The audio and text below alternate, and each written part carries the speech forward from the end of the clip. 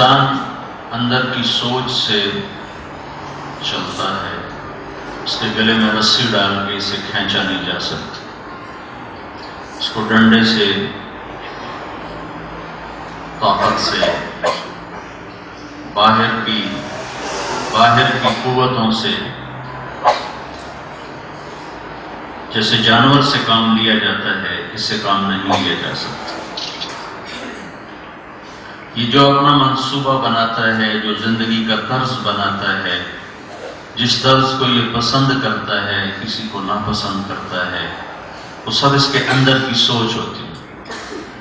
جو اس کا اندر فکس ہو جاتا ہے، اس کے مطابق یہ باہر چلنا شروع کر دیتا ہے۔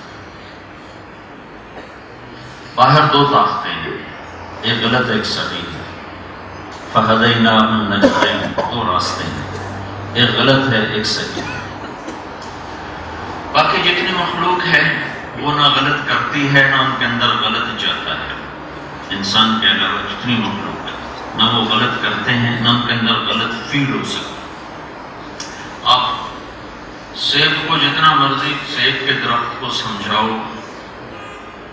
کہ مجھے آم نکال کے دو، وہ سیب ہی نکالے گا، آم نہیں نکالے گا۔ نباتات کی مثال دے رہا ہوں، آپ کریلے کی جتنا مرضی محنت کرو کہ میٹھا ہو جائے، وہ کڑوا ہی رہے گا، میٹھا نہیں ہو سکتا۔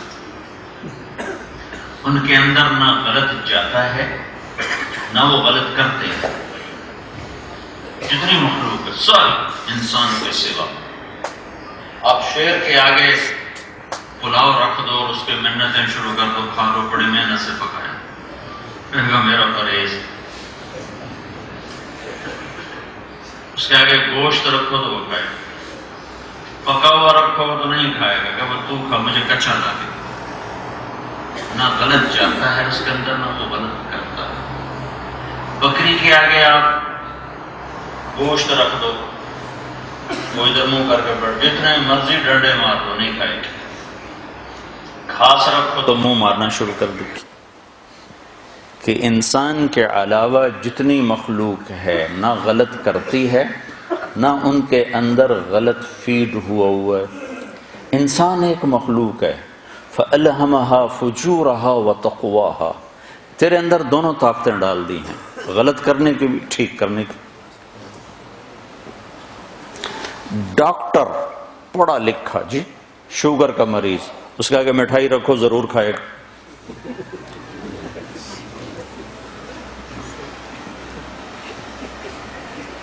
حالانکہ اس کو ایک عام آدمی کو تو نہیں پتا کہ بد پرہیزی سے کیا کیا اثرات مرتب ہوتے ہیں۔ ڈاکٹر کو تو پتا ہے کیا کیا ہوتا ہے، وہ پھر بھی اپنے سامنے مٹھائی آئے تو کھائے گا۔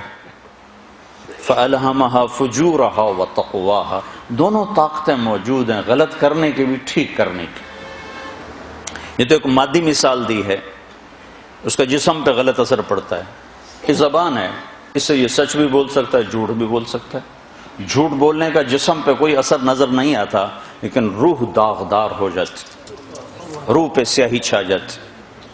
سچ بولنے کا کوئی جسم پہ اثر نظر نہیں آتا، لیکن ہے، جیسے بد پرہیزی کا جسم پہ اثر ہے، پرہیز کا جسم پہ اثر ہے، گناہ اور نیکی کا جسم پہ نہیں، روح پہ اثر پڑتا۔ سچ بولنے سے نورانیت پھیلتی۔ ایک اور حدیث اس کے ساتھ سناتا، آپ سے پوچھا گیا یا رسول اللہ کیا مسلمان بزدل ہو سکتا ہے؟ آپ نے کہا ہو سکتا ہے۔ تو پھر انہوں نے پوچھا کیا مسلمان کنجوس ہو سکتا ہے؟ کہا ہاں ہو سکتا ہے۔ پھر اس نے پوچھا کیا مسلمان جھوٹ بول سکتا ہے؟ کہا نہیں، جھوٹ نہیں بول سکتا۔ میرا امتی ہر عیب ممکن ہے کر جائے، جھوٹ نہیں بول سکتا۔ پھر آپ نے کہا الصدق ینجی والکذب یہلک، سچ نجات دیتا ہے، جھوٹ ہلاک کرتا ہے۔ تو اب یہ جھوٹ بھی بول سکتا ہے، سچ بھی بول سکتا ہے۔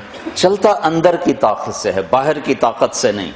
اندر میں ایک چیز فٹ ہو چکی ہے کہ پیسے سے کام بنتے ہیں۔ آپ اپنے اپنے ملک چھوڑ کے یہاں بیٹھے، کوئی ہندوستان سے، کوئی پاکستان سے، کوئی بنگلہ دیش سے، پوری دنیا سے لوگ کھنچ کے آئے بیٹھے ہیں کہ جہاں زیادہ پیسہ ملتا ہے ہم وہاں جائیں گے کہ ہمارے کام اچھے بنیں گے. تو اندر کی سوچ انسان کو چلاتی ہے. وہ غلط فٹ ہو جائے تو غلط چلتا ہے، وہ صحیح فکس ہو جائے تو وہ صحیح چلتا ہے، پھر وہ ہر چیز سے ٹکر لے لیتا ہے.